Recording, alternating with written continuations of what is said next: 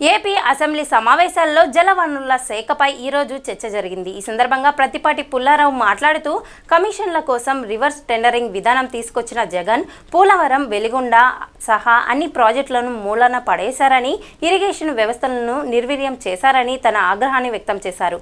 రాష్ట్రం జలకల పోయి కరువు బయటపడుతున్నా జగన్ ఏమాత్రం పట్టించుకోలేదని అన్నారు. 2014-19 మధ్య టీడీపీ ప్రభుత్వ హయాంలో ముఖ్యమంత్రి చంద్రబాబు నాయుడు ఆధ్వర్యంలో 62 ప్రాజెక్టుల నిర్మాణం చేపట్టి 23 ప్రాజెక్టులను పూర్తి చేయడం జరిగిందని తెలిపారు. ముఖ్యంగా నాగార్జున సాగర్ కుడి కాల్వ చివర ఆయకట్టున నీరు ఇచ్చేందుకు అవసరమైన కాల్వలు, డ్రైన్ల మరమ్మతులను కూడా గత 5 ఏళ్లుగా చేపట్టకపోవడంతో నీళ్లు అందక రైతులు తీవ్ర ఇబ్బందులు పడుతున్నారని, జల వనరుల శాఖ వీటిపై దృష్టి పెట్టాల్సిన అవసరం ఉందని ప్రతిపాటి పుల్లారావు తెలియజేశారు. జలవనరుల శాఖ మీద అధ్యక్ష, జలయజ్ఞం పేరుతో ఇది లాస్ట్ పేరు ఉంది. గత ప్రభుత్వం అధ్యక్ష ధనయజ్ఞం చేశారు. గత 5 ఏళ్లుగా ఒక్క ప్రాజెక్టు కూడా పూర్తి చేయకుండా, 1 ఎకరాకు కూడా అదనపు నీరు ఇవ్వకుండా రాష్ట్ర రైతాంగాన్ని, అదేవిధంగా మంచినీటి సౌకర్యం ఉన్నటువంటి గ్రామాలకు మంచినీరు అందకుండా గత ప్రభుత్వం అన్ని రకాలుగా రాష్ట్రానికి అన్యాయం చేయటం జరిగింది అధ్యక్ష.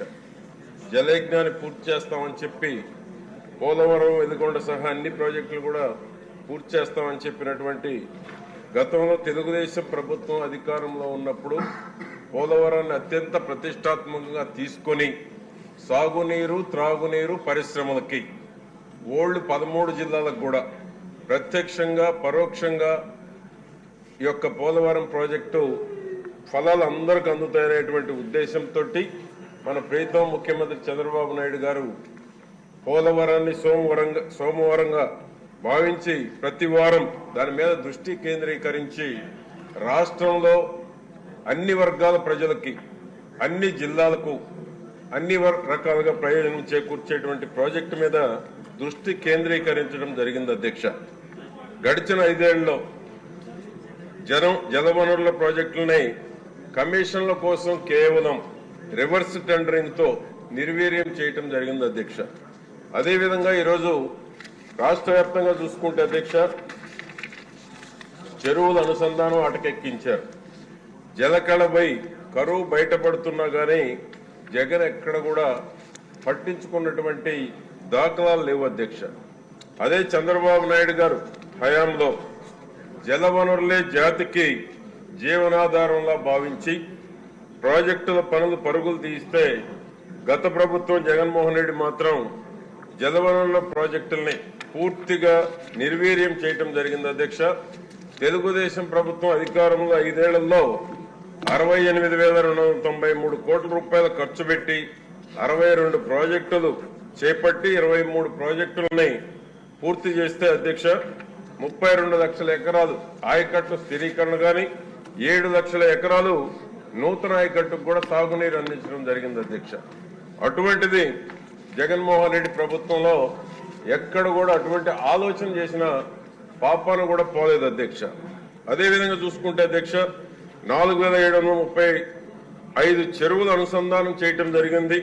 93,308 చెక్ డ్యాములు, 27,866 ఓట చెరువులు కానీ, అదేవిధంగా 8.4 లక్షల పంట కుంటలు, 3 మీటర్ల నుంచి 8 మీటర్ల మీద భూగర్భ జలాలు ఉండేటువంటి విధంగా కూడా చర్యలు తీసుకోవడం జరిగింది అధ్యక్ష. ఆ విధంగా చూసుకుంటే అధ్యక్ష, ఈ యొక్క కేంద్ర రాష్ట్ర ప్రభుత్వాలు వాటర్ గ్రిడ్ ప్రాజెక్టు కూడా వస్తుంది అధ్యక్ష. ఈ వాటర్ గ్రిడ్ ప్రాజెక్టులో నాగార్జున సాగర్ వాటర్ గ్రిడ్ పథకం ద్వారా గనక మంచినీటిది ఎప్పుడైతే అనావృష్టి ఉంటుందో సమయంలో డెడ్ స్టోరేజ్ వాటర్ను కూడా ఉపయోగించి మంచినీటి సమస్యను పరిష్కారం చేసేటువంటి అవకాశం ఉంది అధ్యక్ష. నాగార్జున సాగర్ కుడి కాలువ పరిధిలో ఉన్నటువంటి టైలాండ్స్, చిలకలూరుపేట కానీ, వినుకొండ కానీ, ఒంగోలు ప్రాంతం కానీ, నాగార్జున సాగర్ చివర ఉన్నటువంటి పట్టణాల్లో ఏదైతే మంచినీటి కోసం అతివృష్టి వచ్చినప్పుడు, సాగర్లో పూర్తి జలాలు లేనప్పుడు డెడ్ స్టోరేజ్ నుంచి నీటిని తీసుకొని మంచినీటి సమస్యను పరిష్కరించడానికి అనేక ఇబ్బందుల్ని ఎదుర్కోవాల్సి వస్తుంది అధ్యక్ష. దీన్ని వాటర్ గ్రిడ్ ద్వారా గనక మనం తీసుకోగలిగినట్లయితే ఈ మంచినీటి సమస్యని మనం పరిష్కారం చేసుకునేటువంటి దానికి అవకాశం ఉంటుంది అధ్యక్ష. అదేవిధంగా గతంలో అధ్యక్ష గుంటూరు ఛానల్ పొడిగింపు టెండర్ పిలిచి ప్రీతం ముఖ్యమంత్రి చంద్రబాబు నాయుడు గారు ఉన్నప్పుడే టెండర్ పిలవటం కూడా జరిగింది అధ్యక్ష. ఆ తర్వాత వచ్చినటువంటి ప్రభుత్వం దాన్ని ఎక్కడ ముందుకు తీసుకువెళ్ళలేదు అధ్యక్ష. అదేవిధంగా నాగార్జున సాగర్ రైట్ కెనాల్ ద్వారా చివరి భూములకు నీళ్లు అందేటువంటి దానికి కనీసం మరమ్మతులు కూడా చేపట్టలేదు అధ్యక్ష. డ్రైన్లు కానీ రైట్ కెనాల్లో ఉన్నటువంటి కాలువల ద్వారా కానీ ఎక్కడ కూడా చిన్నపాటి మరమ్మతులు కూడా చేయకపోవటం వలన, చిన్న చిన్న రిపేర్లు కూడా చేయకపోవటం వలన ఎక్కడ కూడా చివరి భూములకు నీళ్లు అందేటువంటి పరిస్థితి లేదు అధ్యక్ష. డ్రైన్లన్నీ కూడా పూడిపోతా ఉన్నాయి. ఎందుకంటే పూల కంపతోటి కావచ్చు, ఎక్కడ కూడా క్లీనింగ్ అనేటువంటిది లేదు అధ్యక్ష. దానివల్ల పూర్తిగా అవి ఆక్యుపేషన్ కూడా గురి కాబడుతూ ఉన్నాయి. కాబట్టి రైట్ కెనాల్ మరమ్మతులు చేపట్టాలి అధ్యక్ష.